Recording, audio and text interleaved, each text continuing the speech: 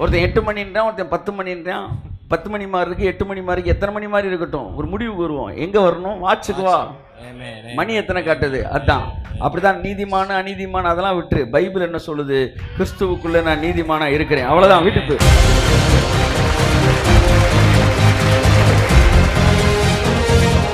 நம்ம மக்கள் எவ்வளவு வீணான வார்த்தையை ஸ்டேஜில் இருந்து பேசிட்டு இருக்கிறாங்க. மக்களுக்கும் யூஸ் இல்லை, நமக்கும் யூஸ் இல்லை, மற்றவனுக்கு யூஸே இல்லை. மற்றவனை உருவாக்காத, அவனை உருவேற்படாத ஏற்படுத்தாத எந்த வார்த்தையும் நீ பேசாத, அது useless word.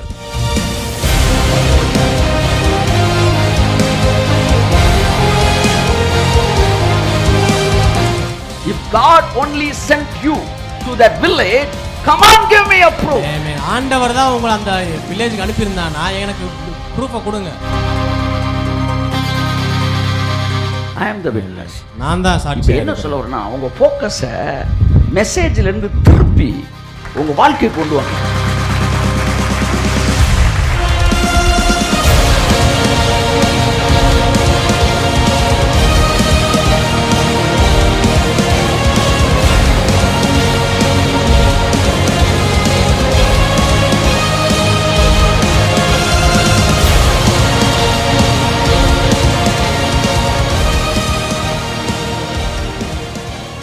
Not by seeing your self-righteousness, நம்முடைய சுய நீதியை பார்த்து அல்ல, but by seeing the righteousness of God. தேவ நீதியை பார்த்து. Holy Spirit moves on you on the basis of God's righteousness. பரிசுத்த ஆவியானவர் உங்களிலே அவருடைய நீதியை கொண்டு அசைவாடி கொண்டிருக்கிறார். He moves on you on the basis of the crucified Jesus Christ righteousness. சிலுவையில் அறையப்பட்ட கிறிஸ்துவின் நீதியின் மூலமாக நம் மூலம் அவர் அசைவாடி கொண்டிருக்கிறார். The moving of the Holy Spirit, it does not depend on your self righteousness. பரிசுத்த ஆவியின் அசைவாடுதல் நம்முடைய சுய நீதியின் பொறுத்து அல்ல, தேவ நீதியை பொறுத்து இருக்கிறது. If you depend upon your self righteousness, நீங்கள் உங்கள் சுய நீதியை சார்ந்திருப்பீர்கள் என்றால் you can't feel the anointing of God. தேவனுடைய அபிஷேகத்தை உங்களால் உணர முடியாது. If you depend on the righteousness of God, தேவ நீதியை நீங்கள் சார்ந்தவர்களானீர்கள் என்றால் you can feel the moving of the Holy Spirit for 24 hours. அவருடைய அசைவாடுதலை 24 மணி நேரமும் உங்களால்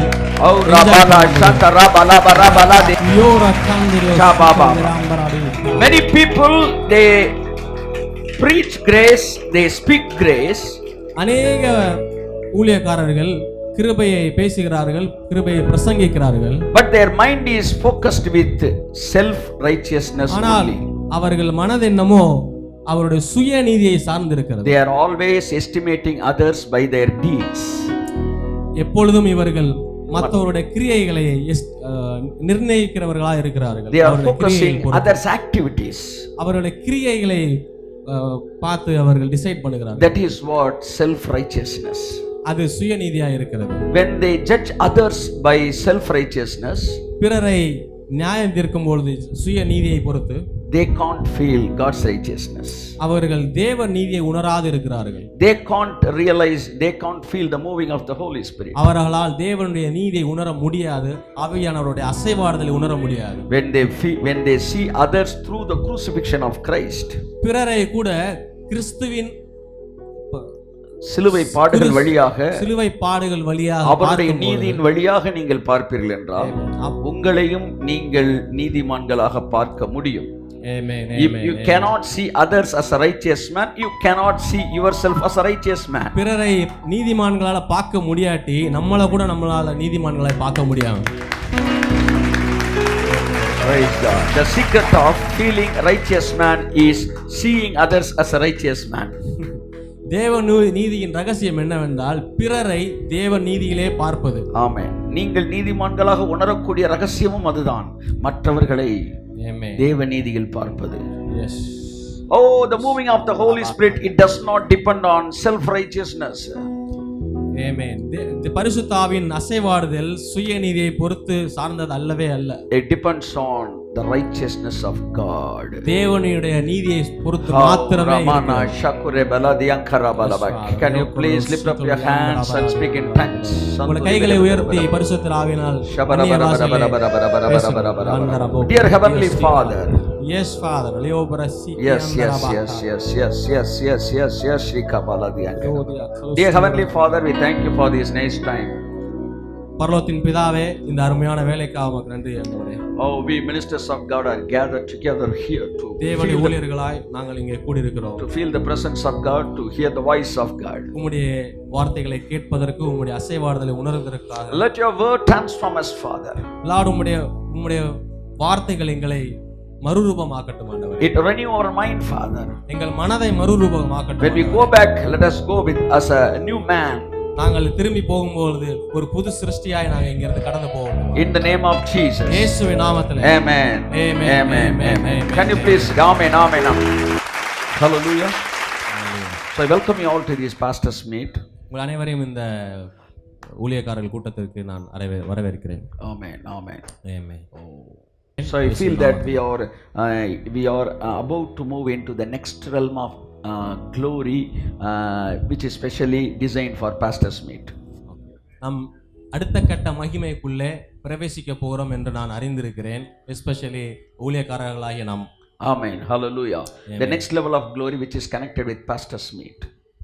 அடுத்த கட்ட மகிமை போதகர்களாகிய ஊழியக்காரர்களாக நம்ம அடுத்த கட்ட மகிமைக்குள்ளே கடந்து போவதற்கான ஒரு மீட்டிங் ஆயிருக்கு. So very soon we are going to make new alterations and new decisions and new plans for the sake of entering into the next level of glory. வெகு சீக்கிரத்திலே இந்த நெக்ஸ்ட் லெவல் ஆஃப் குரோலிக்குள்ள போறதுக்காக ஏற்பாடுகளை, ஆயத்தங்களை, ஒரு சில மாற்றங்களை நாங்க Amen.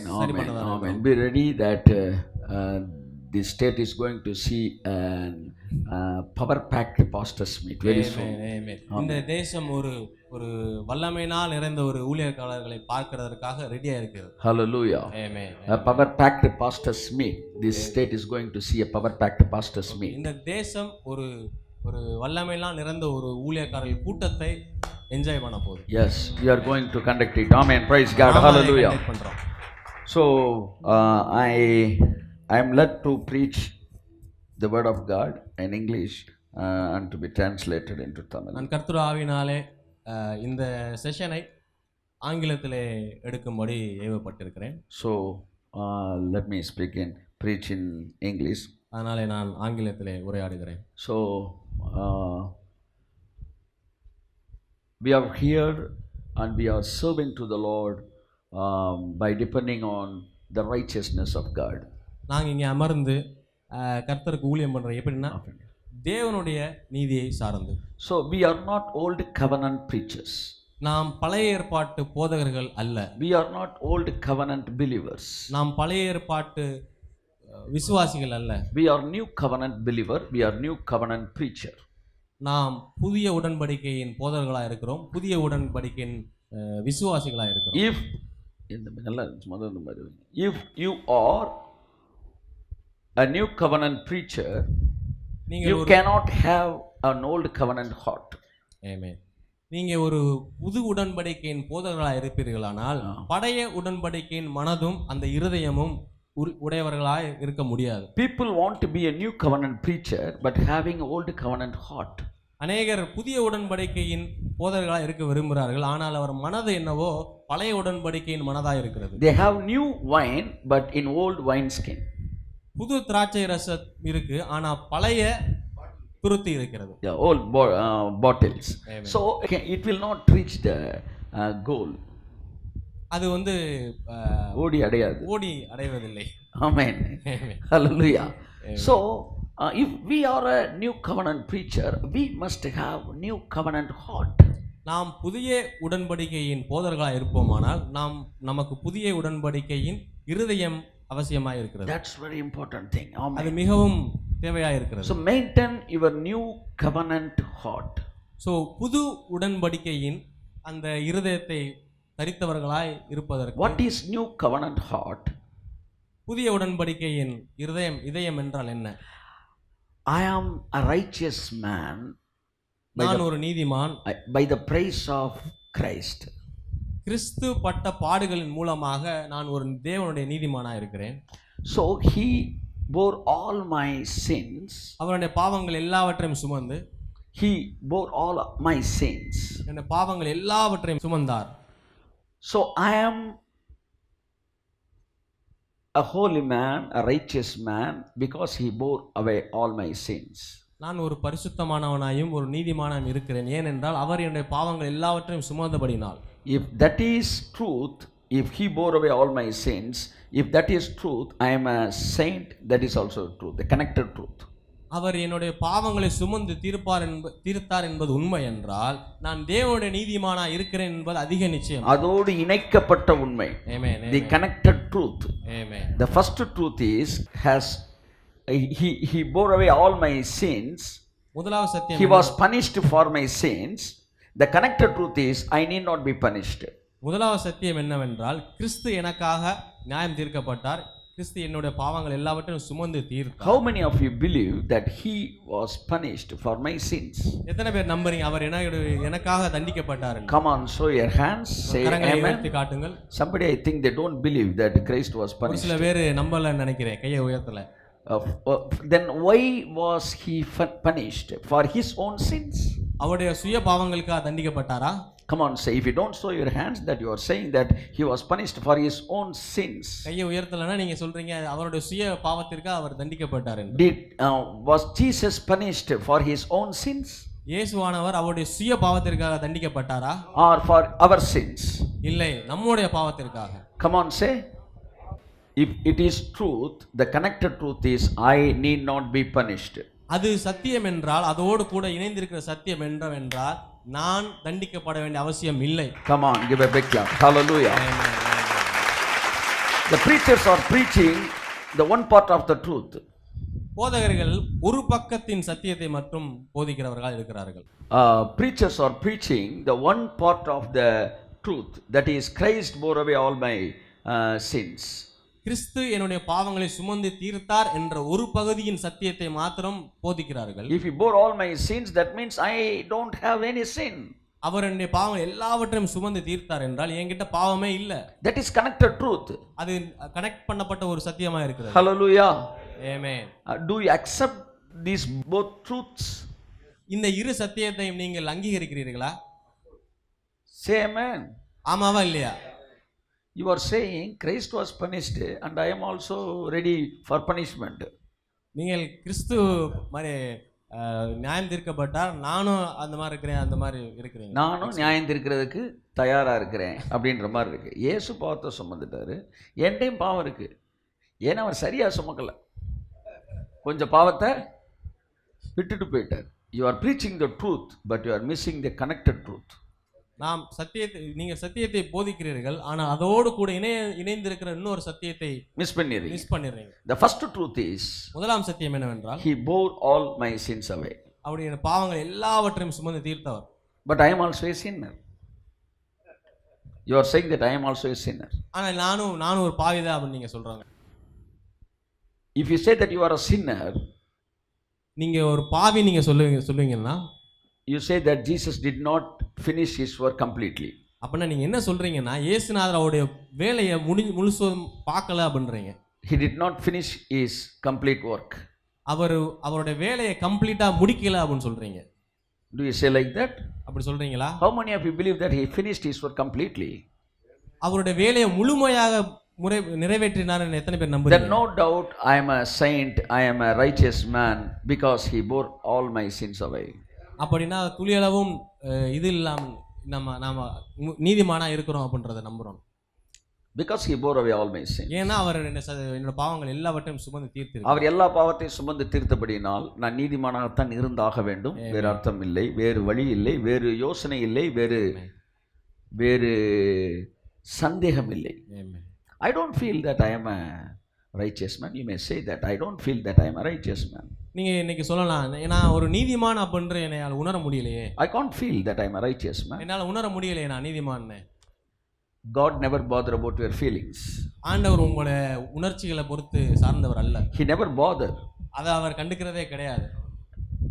Your unbelief cannot nullify God's truth. உங்களுடைய அவிசுவாசம் தேவனுடைய நீதியை அவமாக்கி போடும். தேவனுடைய உண்மையை அவமாக்க முடியாது. Your unbelief cannot nullify God's truth. உங்களுடைய அவிசுவாசம் தேவனுடைய சத்தியத்தை அவமாக்கி போடாது. முடியாது. So whether you feel or not, you are a righteous man. நீங்க ஃபீல் பண்றீங்களோ இல்லையோ நீங்க தேவனுடைய நீதிமானா இருக்கிறீர்கள். When you understand, you will feel. இதை நீங்க புரிந்து கொண்டீங்கன்னா அதை உங்களால எக்ஸ்பீரியன்ஸ் பண்ண When you feel, you can live boldly. அதை நீங்க உணர்ந்தீங்கன்னா நீங்க இன்னும் அதிகமாய் தைரியமாய் முன்னேறி செல்ல முடியும். If you don't feel, though you are a righteous man, you will be a guilty man. நீங்க நீதிமானா இருந்தும் இதை நீங்க உணர முடியாட்டி நீங்க அந்த குற்ற உணர்விலேயே இருந்து வாழ்ந்துருவீங்க. But you can't preach boldly, you can't live boldly. ஆனா சத்தியத்தை தைரியமா பிரசங்கிக்க முடியாது, ஒரு தைரியமான வாழ்க்கையை வாழ முடியாம இருக்கும். Okay, so the need of the new covenant preacher is a new heart. So புதிய உடன்படிக்கையின் போதகருக்கு தேவை என்னவென்றால் புதிய உடன்படிக்கையின் இருதயம். Yes, we need a new covenant heart. ஒரு புதிய உடன்படிக்கையின் இருதயம். The new covenant heart will not judge others. புதிய உடன்படிக்கையின் இதயம் மற்றவர்களை குற்றப்படுத்தாது. So it will not judge ourselves. நம்மளே கூட அது நியாயப்படுத்தாது, குற்றப்படுத்தாது. Old covenant heart will judge others. பழைய உடன்படிக்கையின் அந்த இருதயமானது பிறரை ஜட்ஜ் பண்றதா இருக்கும், குற்றம் தீர்க்கிறதா, நியாயம் தீர்க்கிறதா. It will judge ourselves also. அதனால அவங்களையும் அது நியாயம் தீர்க்கிறதா இருக்கும். So people who estimate others by their deeds, they are in old covenant. பிறரை தங்களுடைய கிரியைகளினாலே நியாயம் தீர்ப்பவர்கள் பழைய ஏற்பாட்டின் இருதயம் உடையவர்களாக இருக்கிறார்கள். Amen. Correction and instruction is not wrong. Correction and instruction. திருத்துவதும் தப்பு கிடையாது. But judging others is a sin. ஆனால் பிறரை நியாயம் தீர்ப்பது பாவமா இருக்கிறது. So it will make us to live in guilt. அது என்னன்னா குற்ற மனசாட்சியிலே நம்மளை வாழ்ந்திருக்க வைக்கும் அது. Amen. Hallelujah. So see others through the crucifixion of Christ. பிறரை சிலுவையில் அறையப்பட்ட கிறிஸ்துவின் மூலமாக பார்க்க கற்றுக்கொள்ளுங்கள். And see yourself through the crucifixion of Christ. உங்களை கூட நீங்க அதே சிலுவையில் அறையப்பட்ட கிறிஸ்துவின் மூலமாக பார்க்க கத்துக்குங்க. Say hallelujah. Hallelujah. Hallelujah. Hallelujah. So the secret of feeling or being in anointing or being under anointing or live an anointed life is see yourself in Christ. அபிஷேகத்தை உணர்ந்து அபிஷேகத்தை என்ஜாய் பண்றதோட ரகசியம் என்னவென்றால் புதிய உடன்படிக்கையின் அந்த நீதியையும் அந்த இருதயத்தையும் உடையதா இருக்கிறது. Yes, old covenant righteousness will not stand forever. So the anointing also will not stand forever. பழைய உடன்படிக்கையின் அந்த அபிஷேகம் எப்பொழுதும் நிக்கிறதா இல்ல. Because the righteousness was not stand forever. ஏனா அந்த நீதியும் ரொம்ப நாள் நிக்கிறது not stand forever. But new covenant righteousness is a steadfasting righteousness. So the anointing also will be steadfasting. Amen. புதிய உடன்படிக்கை நீதி என்னவென்றால் அது எப்பயும் நிலைத்திருக்கிறதா இருக்கிறது. அதனால இங்க இந்த அபிஷேகமும் எப்பொழுதுமே நிலைத்திருக்கிறதா இருக்கிறது. Hallelujah. Amen. Say hallelujah. Amen. So the secret of feeling the anointing the more and more is understanding yourself as a righteous man. அபிஷேகத்தை இன்னும் அதிகமாய் புரிந்து கொள்ளுதல், அதில் வாழ்றதன் ரகசியம் என்னவென்றால் புதிய உடன்படிக்கையின் அந்த இருதயத்துக்குள்ள அந்த understand that you are a righteous man. நீங்க புதிய அந்த நீதிமான் அப்படின்றத உணர்றது தான். So how the sins are being sanctified? பாவங்கள் எப்படி நிவர்த்தி செய்யப்படுகிறது? By faith. விசுவாசத்தினால் தான். We have become a righteous man by faith only. நாம விசுவாசத்தினால் தான நீதிமான் ஆனோம். So every time when you feel guilt, you have to believe. The faith only will take you, will make you to feel a righteous man. எப்பொழுதும் நீங்க குற்ற உணர்ச்சியில் இருக்கும்போது அதே விசுவாசத்தை யூஸ் பண்ணி நீங்க திரும்ப நீதிக்குள்ள வர்றாங்க. Every time faith only makes you a righteous man. Amen. ஒவ்வொரு தடவையும் குற்ற மனசாட்சியில் இருக்கும்போது இந்த விசுவாசம் தான் உங்களை திரும்ப அந்த ஸ்டேஜ் கொண்டு வருது. Not your sin confessions. உங்களுடைய அறிக்கைகள் கிடையாது. Confessions doesn't make you pure, but faith only make you pure. உங்களுடைய அறிக்கைகள் உங்களை பரிசுத்தமா ஆக்க போறது கிடையாது, ஆனா உங்க விசுவாசம் அதை செய்யறதா இருக்கிறது. What is the faith? விசுவாசம் என்றால் என்ன? In Christ I am a righteous man. கிறிஸ்துவுக்குள்ள நான் நீதிமான் என்று நம்புறதுதான். That is what faith. அதான் விசுவாசம். Every time when you believe it, you become a righteous man. ஒவ்வொரு தடவை நீங்க நம்பும்போது நீங்க நீதிமானா இருக்கிறீங்க. Are you sustained in righteousness? நீங்க அதுல நிலைத்து இருக்கீங்க நீதி, தேவனுடைய நீதியில. So the very important thing is a man of God, a servant of God must have boldness. The boldness is connected with the righteousness. So முக்கியமான விஷயம் என்னவென்றால் தேவனுடைய போதகரானவர் தைரியம் உள்ளவரா இருக்கணும் அப்படின்றதுதான். அந்த தைரியம் எப்படி எதனால வருது அப்படின்னா கிறிஸ்துவின் நீதி மூலமாக தான். How many of you want to be anointed, live an anointed life? எத்தனை பேர் அபிஷேகம் பண்ணப்பட்ட ஒரு வல்லமையான வாழ்க்கை வாழ ஆசைப்படுறீங்க? So God's righteousness only can make you like that. தேவனுடைய மகிமை, தேவனுடைய நீதி மாத்திரமே அதை செய்யக்கூடியதா இருக்குது. Amen. The man who is connected with God's righteousness only can feel the anointing all the time. தேவனுடைய மகிமையில் கனெக்ட் பண்ணப்பட்ட ஒரு மனிதனால் மாத்திரமே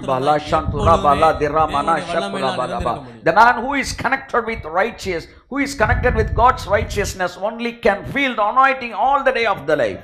எப்பொழுதும் தேவனுடைய நீதியில் இணைக்கப்பட்டவர் தான் எப்பொழுதுமே அவருடைய அபிஷேகத்தை உணர முடியும். Amen. So being in anointing, the secret of being in anointing is connected with God's righteousness. So தேவனுடைய நீதியில் கனெக்ட் பண்ணப்பட்டிருக்கிறது தான் அந்த ரகசியமே.